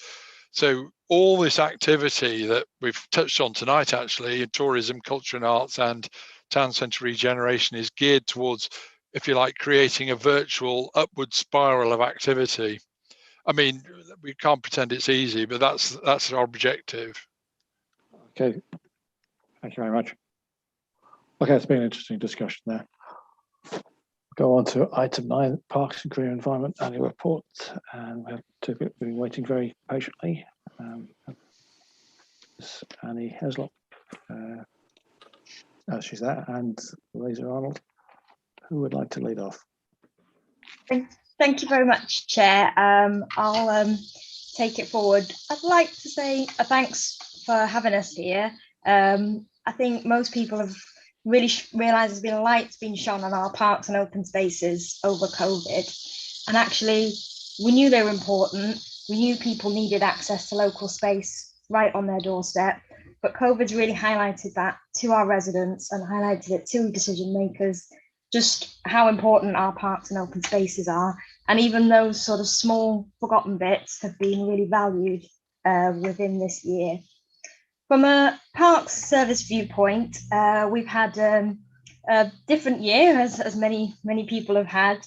It started off with the beginning of the year, our service changed in that the operational elements, so the trees, the grounds maintenance, playground inspections, all that moved to Jez's team, say within John Blackledge's directorate, but that was separated away. So we've created a parks development service, and that's been able to give us the focus to really look at how we actually improve our parks and open spaces. So our team, there's 11 of us, and we have a really look at where can we find the funding, how can we make our parks better, how do we get the community more involved, how can we really engage people, and what's highlighted how important our spaces are, can we now use that enthusiasm to take our parks to the next level. So whilst COVID's been going on, there's been quite a few projects rumbling along in the background. I won't kind of cover them all, but it's things like Anchor Zone Park has reopened after being closed for 5 years. That's effectively a brand new park that we've got there. We've reopened Fisher's Field. Again, that's from football developments, but a brand new football facilities there. Leighton Recreational Ground, that's reopened this year, as well as putting in new play features over on Bispham Cliffs, new additional play equipment in Stanley Park, and improvements to Boundary Park. We've also been busy with our Park Ranger service. They primarily are funded by Better Start programme, and previous to COVID, it was all about getting people onto parks, engaging them with parks, teaching children how to engage with nature, and taking a forest school's ethos of encouraging children to play and explore their natural world around them. Understandably, that's changed an awful lot because of the COVID. Our Park Ranger team have done a fantastic job creating packs which have been printed out and delivered to local schools. We've had over 10,000 packs now that have been distributed across the town. Each pack has different themes, different activities, and they've really tailored that so parents can lead that alongside their child. So we try to really tailor it to Blackpool, so it's not just go off to a woodland somewhere and that we don't have in Blackpool potentially. It's looking at what activities can we do specifically to our Blackpool parks and getting parents to take their children out and feel confident that they can do different activities and not just take them to the play area. Park Ranger team have therefore done an awful lot of online activities. They've really explained some of those works that they've been doing on their Facebook page. I definitely recommend having a look at Blackpool Park Rangers on the Facebook page there. They've really kind of increased their followers. In addition, they've set up individual sort of smaller groups where they've been able to target our Better Start families. So we're conscious that Facebook goes to the world and you sometimes engage the engaged, but we've been working really closely with Better Start to make sure we actually target our Blackpool families and that they're getting the kind of the extra support that they need throughout COVID time. Our activities have just started up this week, so it's been nice to be able to kind of get back in the park, and our Park Ranger service has resumed. We've also done a lot of work supporting our volunteers and our friends groups throughout the COVID situation. Frustratingly, volunteering has been very stop-start throughout the year, but we have been able to reevaluate the role of the volunteer coordinator that we have in the team. So we now have a new post that looks at how we cover the whole team for park volunteering, and they'll be working with us forward to really engage people to actually do activities out on the park. Also, and I won't go into it to too much detail because we have presented this at the leadership scrutiny, but the park service have been really key in helping to deliver the green and blue infrastructure strategy this year. Big part of that has been drafting the tree strategy, which was bought previously. That's now in public consultation. And our team, the Rangers, alongside our parks operational team, we've planted over 4,000 trees just this year. So that's nearly halfway to our 10,000 tree target, which we did have 10 years. So we're just reevaluating that target now and really making sure we have that kind of right tree in the right place approach and how we can look at getting greenery into some of our areas that need it most. Additionally, we've been busy kind of helping out with various other services. So whilst we've been doing COVID delivery, some of our team have been, initially they were helping out with public health, and redirected on their duties. And we've also been kind of key part of the avian flu issues that we had earlier. That kind of highlights what we've been up to. For me, the really exciting bit is what we're doing next and what we're kind of working on at the minute as a team. So we're having a look at all our parks. We're kind of reviewing each park and creating a park development plan for each park. So that's going to be a plan which sets out the vision for every park. So we understand that each park has a different role to play. Each park has unique assets to it, has a unique community to it. And we want to make sure that every park is maximised in terms of what it can offer this local community and what the local community need from that park. So rather than creating a kind of one size fits all, we want to take each park through a park development journey. And that will very much work with the local ward councillors, if there's a friends group, the local community, any partners, whoever sort of already groups which use that park, and looking at how can we create that vision for every park so that we're taking that park to the next step. That will then enable us to be really smart when funding opportunities come up. We know which parks we're targeting, which parks have the greatest need, which parks have projects that are ready to go and shovel ready, and which ones really need our help to really kind of boost that kind of engagement. So COVID's given us an opportunity to step back a little bit and to kind of review, right, how we as the Park Development Service, we're a new team, what can we do to make sure that our parks are at a higher standard going forward? We're conscious that there's plenty of pressures on them. Our play areas every year kind of degrade, as it were. So we want to look at making sure that we're working towards schemes where our parks are only getting better. And part of that will be using the Green Flag Award process. So we're going to be using the Green Flag criteria and looking at creating Green Flag parks so every park is benchmarked and is working towards being the best park possible. Also, the other part we're working on, which is quite exciting, is around working to make sure that there's a really nice, smooth handover to Envico and looking at how we manage every park. So alongside the park development plan sits a management map, which looks at what we cut, what we don't cut, what we leave, what's a biodiversity area, and they will match nicely in with our park development plans as well. So I'm more than happy to take any questions from the floor. Thank you very much. Okay, I see there's some interest already. It's a very interesting item. It has been quite a long meeting. We still have a few items to cover. Just ask, just in case Lisa Arnold wanted to add anything. Don't feel you have to. No, I didn't, Chair. Okay, thank you. Okay, I've got a question around. I see Councillor Mrs. Kello indicating there's no budgetary analysis in this report, which surprised me slightly. I understand there's been a restructuring, but I would have thought there would be some indication of the budgetary situation. Do we have more money to spend? Do we have less? And I would have thought some sort of analysis would have been possible based on the activities the team is performing. I also noticed that just referred to, we took on a volunteering coordinator in the autumn, which sounds really a good idea. Slightly strange time to take on the person, possibly while we were just going to lockdown, but maybe that can be answered. And it's an implication that some of the money has become available to take the person on, which is good news.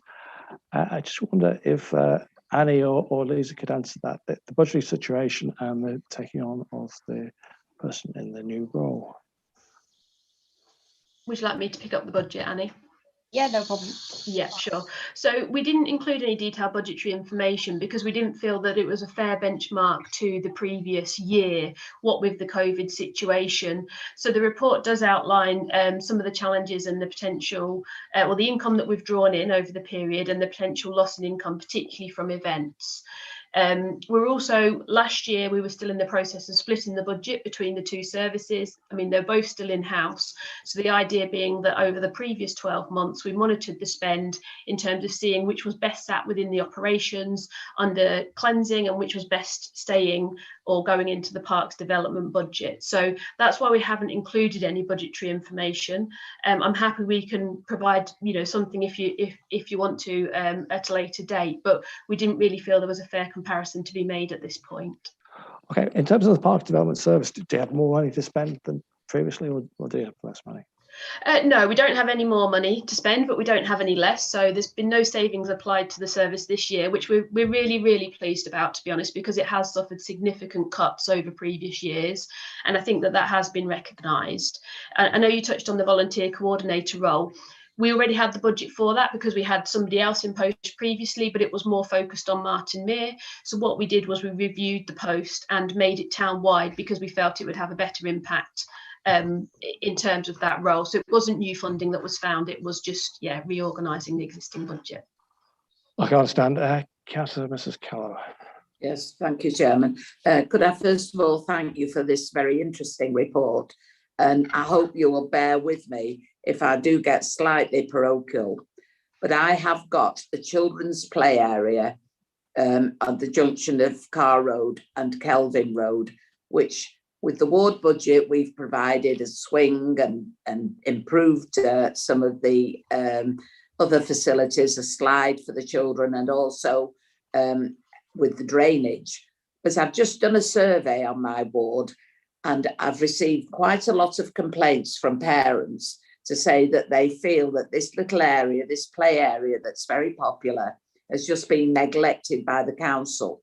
I know that Diane Farley is always knocking on my door saying, have you got any money left in your ward budget? But really, it is very sad that in this whole report, this Carr Road play area for our children, which is very important, isn't mentioned. I know other play areas are, and they are very important, and I congratulate you on what you're doing in the parks around the town, because it is very important. But I'm sorry, you know, if you'll just bear with me, I just wanted to flag that up, that the people in Norbreck feel very, very neglected regarding their children's play area. Thank you. Would you like to respond to that briefly, Ms. Arnold?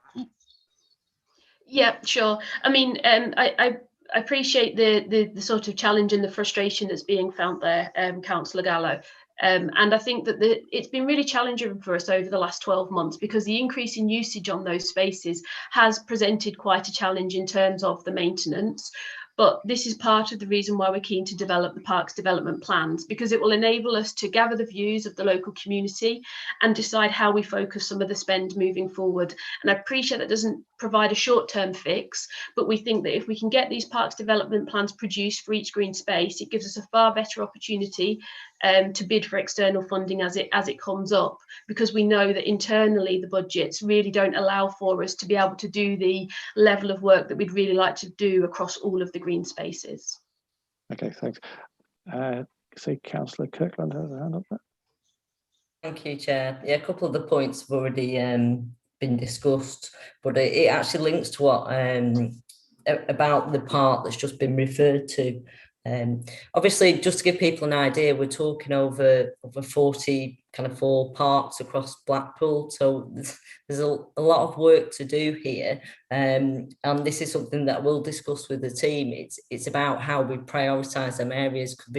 As a ward councillor myself, we're very passionate about our parks, and you know, the public look to the parks and they see the council. So it will be something that I'll discuss with Lisa and Annie and the team. It is how we prioritise. They're all important to everybody. So I think, you know, probably Lisa and Annie can come in a second. But again, I just wanted to say it's an honest report that has lots of positives in there about the work that has been going on behind the scenes, but it also highlights the challenges that we've got, you know, and it's something that we can work to. So well done to the team, but we have got quite a way to go. So we will be counting on councillors to get involved in the friends groups and things. So I appreciate that. Thank you. Okay. Councillor Walsh. Thank you, Chair. Yeah, I just wanted to say I've been on a litter pick today, and I just wanted to praise really at Louis Horrocks Park and Highfield Park.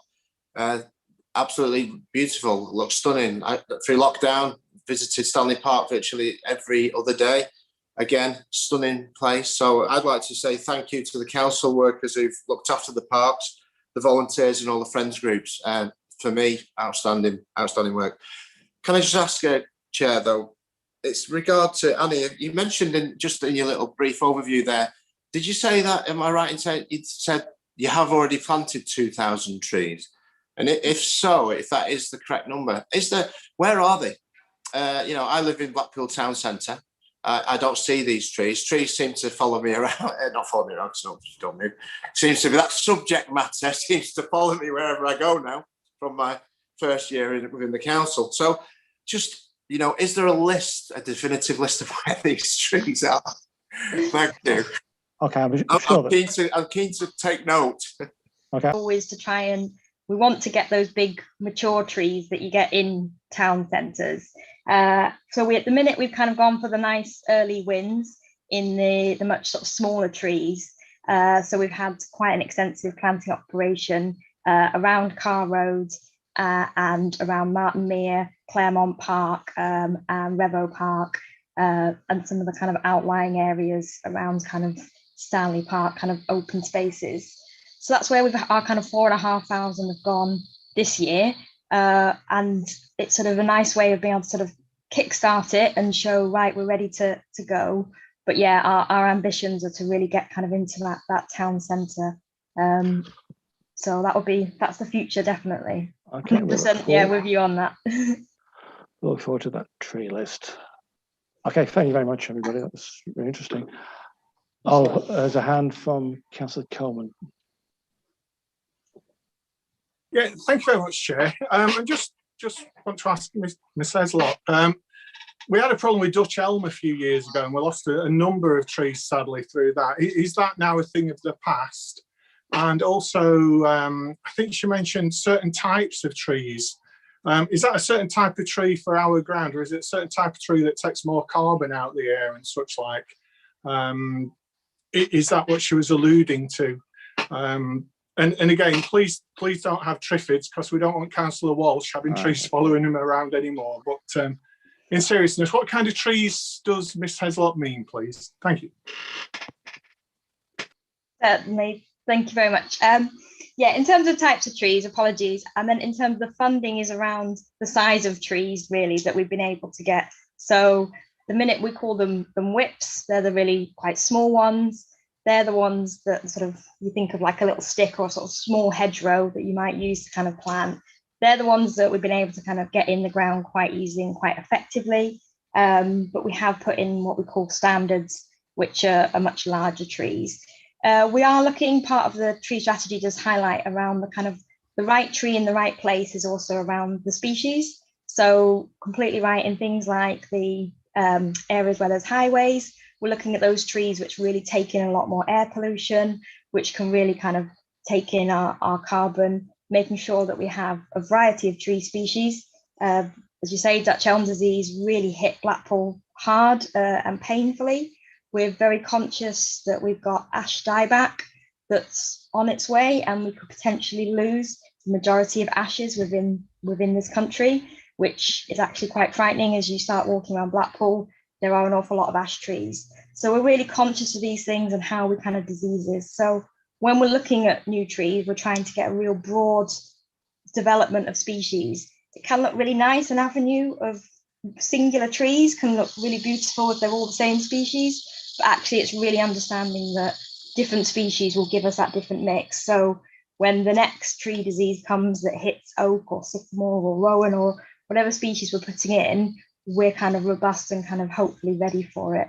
But yeah, we're kind of really watching things like the ash dieback, because Dutch elm was such a problem in Blackpool. Okay, thank you.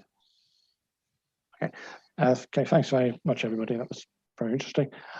We move on to item 10, Public Rights of Way Update Report. Just to explain for anybody who doesn't know, this arose from a contribution from a public speaker at the last meeting, Mr. Ken Cridland.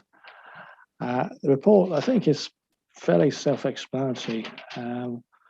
Welcomed Mr. Ian Lodge earlier on. Rather than ask Ian to speak, I see there's an indication from Councillor Hobson. Do you want to say something at the start of the discussion, Councillor Hobson? Yes, thank you, Chair. If I can just get the ball rolling on this with your permission, just a few words.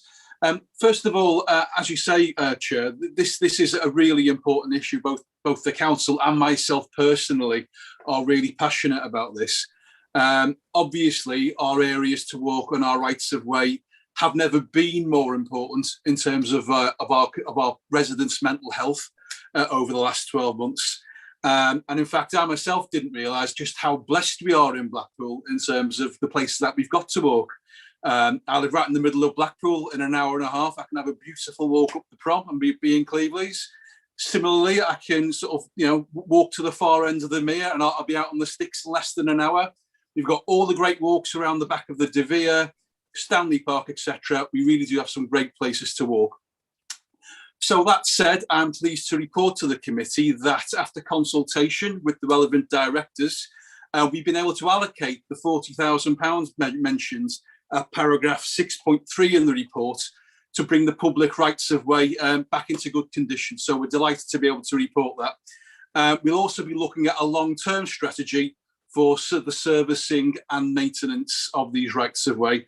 And I'm sure that my colleague Ian Large, who's in the call, can put a bit more meat on the bones to that if anyone's got any questions. So thank you very much, Chair. Well, thank you, Councillor Hobson. You did say that public rights of way were going to be put back in good condition. With respect, I don't think that's going to happen with £40,000. Okay, I'll take contributions from members of the committee now. Who would like to speak? Councillor Galley. Thank you, Chair. And brilliant news, Jim. That was really, really good from two reasons, actually. The fact that a member of the public's come to scrutiny with something and we've listened and we've addressed it is one side, and the other is obviously the work itself, which is brilliant. I guess the question is if it's like you said, really, about how we connect these dots together. The great opportunity there is if we could incorporate the next stage of that is the signage to try and connect some of the kids and communities that don't necessarily realise we've got all this green stuff here or access points to it. So I noticed some of the walks may start in some fairly random places, but then they take you to other really good random places that you may not know. So it's how we then start to connect those spaces to other spaces in the urban routes that get you there, which is, I guess, the phase 2 of this, which is slightly harder, but really good fun, because suddenly that starts to feel much like an integrated network, even though part of it's going to be an urban walk. So well done and a great opportunity.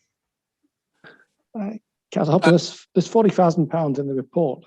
So where's that coming from? I'm not clear about that. You would have, well, I'll have to get a report off the relevant directors off that one, Councillor Mitchell. I was just delighted to be able to get it. So right, but can I just respond to Councillor Galley's point there? You make an excellent point there, Councillor Galley, and funnily enough, we are at the very, very early stages of looking at something called the Blackpool Activity Trail. I think it was initially looked at a number of years ago, but the point of it is to do exactly what you've just said, is to connect all these fantastic sort of walking and cycling spaces and make it into a kind of, a formal trail. You can start one end of Blackpool, get to the other end of Blackpool and go across all these fantastic green spaces. That is something that we are actively looking at. Okay, just looking at the report here, current estimate of works for the current state of the public right of way is approximately £40,000 plus. This presumes the grounds maintenance department have the people and time to undertake the works at the appropriate time of year. So there's nothing definite there. Okay, more contributions from committee members, please. Councillor Hugo. Thank you, Chair. I'd just like to say, Councillor Hobson, that's absolutely thoroughly made my day. This particular agenda item was something that I felt really strongly about and had a number of questions lined up.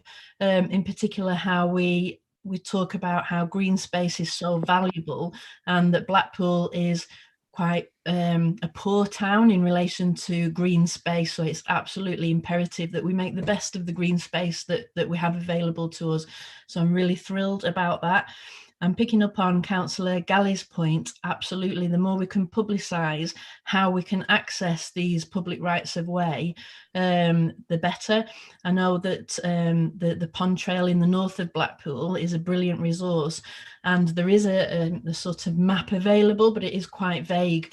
And I know that Wire, a good few years ago now, and I think in relation with some health funding, perhaps there's potential to put together a pack that gives really good detail on how you can go about and set off on these walks, because I do have a habit of getting lost quite easily. So, you know, I think there really is great potential to make a fantastic resource to access these once they've been tidied up and made accessible. So yeah, that's really cheered me up. Thank you. Okay. Councillor Burdess. Thank you, Chair. I'd like to echo what Councillor Hugo has said. Councillor Hobson, I'd love to pat you on the back. It's music to my ears, what you've said today, because I also am passionate about maintaining the whatever green space we have available. I mean, as we develop elsewhere, I think we also need to look at making green space available for free. You know, we're always being panned for, you know, you have to pay for that. You know, not everybody can pay to do that. So we do need to keep an eye on what is available for free. What can you do? And this, you know, these rights of way are the key. They're there. It's a natural resource. We just have to, you know, maintain them, and with that upkeep, also develop new ideas around them to promote them in a new way and to engage new generations, you know, younger generations of people who don't know they're there. So yeah, I think it's brilliant. I think you're really taking this in the right direction, and I'm completely behind you. So thank you very much. That was music to my ears. I think what would be given is a verbal announcement of £40,000, and we've had a look at the report. It doesn't say in the report that £40,000 extra is going to be provided. I've got a comment here from Mr. Ken Cridland, who, after all, did raise this at the last meeting. He's read the report. I find the report very disturbing because it confirms two things. The first is that the council has not been and is still not fulfilling its legal responsibilities under the Highways Act 1980, section 130. The second is that the Highway Department has not had and still does not have the necessary resources to carry out those legally required duties. The strategy in the report seems to have a major flaw. It will seek to enforce the legal requirements of a public right of way on private landowners to clear and maintain existing paths on the land, while where the council is the landowner, there seems less evidence of it doing the same. The news about the failure to defend the public right of way within the caravan park is very concerning and surely should be subject to scrutiny. The state of affairs is in real danger of being seen by the public and by private landowners as being hypocritical. I think it is important that the council leads from the front of a public right of way. Proposed alternative route for path 11 is barely acceptable as a temporary measure and would never be accepted as a permanent alternative. It diverts path 11 in a huge loop from the southeast of the Mere, where it joins the caravan park from the Mere, west to the southwest of the Mere, then south to join normal roads and pavements before heading back east to where path 11 should start. The permanent solution is that the public right of way running southward through the caravan park as part of path 11 needs properly enforcing, and the rest of path 11 needs properly clearing and then maintaining. With regard to legal considerations, the highways are to be commended for the way they intend to follow the Wildlife and Countryside Act 1981. What we now need to see is a similarly determined approach to the legal requirements under the Highways Act 1980, section 130. There's a point included in that, and that's for the council to take enforcement action against private landowners. We have to get our own act in order. We have to clear our own paths. Regarding antisocial behaviour and the caravan park, public rights of way are public rights of way. There's some mention in the report about staff from the caravan park not really allowing people to walk on public right of way. Well, that should not be the case. In terms of antisocial behaviour, we tackle antisocial behaviour. We don't put up with it.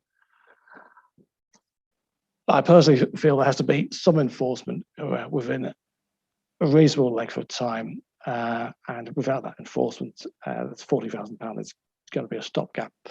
Now, talking to members of the committee here, do you want to investigate this in future detail? Do you want a dedicated scrutiny session on this? As noted from Councillor Mrs. Callow there. Councillor Hugo, you're indicating yes, you do want to scrutinise it, and Councillor Burdett, Councillor Galley, I think it's a majority. Okay, so we'll have a dedicated scrutiny looking at this area. Okay, thank you. And we go on to item. Sorry, Chairman. In terms of that, when do we want to do dedicated scrutiny? I think there's a suggestion of update in 6 months, or whether they want to send anything soon. Well, I mean, there's something in the report about diverting a path straight away, which seems to me to be controversial. So I would want to get on with it and do it in the near future. Don't think there's any feeling against that. Okay, thank you. Move on to Councillor Burdett has a hand up there. Thank you, Chair. I was just thinking in terms of when we do further scrutiny of that, it's a question of what time is reasonable for us to see something happening. So it's about making sure that they are, coming good on that promise. Yeah, I mean, you seem to be arguing for some kind of delay there, Councillor Burdett. Would that be? Well, it's just for us to be clear as to when is 6 months reasonable, Councillor Hobson? Well, no, sorry, I'm addressing scrutiny committee members here. And we've heard a verbal indication that £40,000 is to be spent, but there are many parts. This is a possibility of a path being diverted. There's what we do with road paths, how much improvements we make there, and there's enforcement action. I think there are several different areas. Happy to attend in 6 month period or any period. Thank you. Just to go back, there seems to be some confusion. 40,000 was quoted in the report as being what's needed to fix the paths, and that's what we'll put in, and it will be done. But happy to come back anytime, as ever. It actually says 40,000 plus. Okay, I'll take Councillor Hugo next. Thank you, Chair. I wondered if, as part of the scrutiny, we could look at the particular problematic area, if we could go on a site visit as soon as is feasibly possible, and then we've got something to compare to. So look at the problem as it stands now, particularly around the caravan park, and then we can revisit it later on. Yeah, sounds reasonable. Delve into some detail. Why not? Yeah. Well, great, scrutiny committee members. Okay, thank you very much. And move on to item 11, scrutiny work plan. To consider the work plan. Well, we just added scrutiny of public rights of way there. We'll be revisiting arts in the autumn. A couple of items that I mentioned within the item. I did report back the conclusions of the housing and homelessness panel, and were largely accepted by the executive. You recall, recommended the mystery shopping exercise with regard to housing options, and that was, I think, accepted in principle, although there was some mention of when resources allow. So it'll be interesting to keep an eye on that one. We also had a scrutiny panel on flooding. Missed that one personally. I just wonder if any of the members, possibly Councillor Walsh, who would chair that session, would like to say anything. On which bit, Councillor Mitchell? This is the flood panel. The flood panel. Yeah, well, we chaired the meeting. It was a successful meeting. Thrown into the deep end, it's a very big subject matter when you think about the whole of the Fylde coast or Blackpool, from the tram shed all the way up to Anchor's Home with Fisher's Field. There's still work to be done. It's a very thorough and extensive report. So I don't profess to be the all knowledgeable person on flood strategies, but the people that came to the meeting delivered a good report, and it was well attended, and we carry on scrutinising. Okay, do we note the scrutiny work plan? Okay, thank you very much, everybody. Unless John's got that to hand, I don't have that to hand, Chair. No, a brief report about the flood panel. That was fine. Thanks. Okay, do we note the scrutiny work plan? Thank you. Okay, the date of the next meeting, provisionally 16th of June. Okay. Thank you very much indeed, everybody. Thank you, Chair. Good night. Thank you, Chair. Thanks, Chair. Good night, everybody.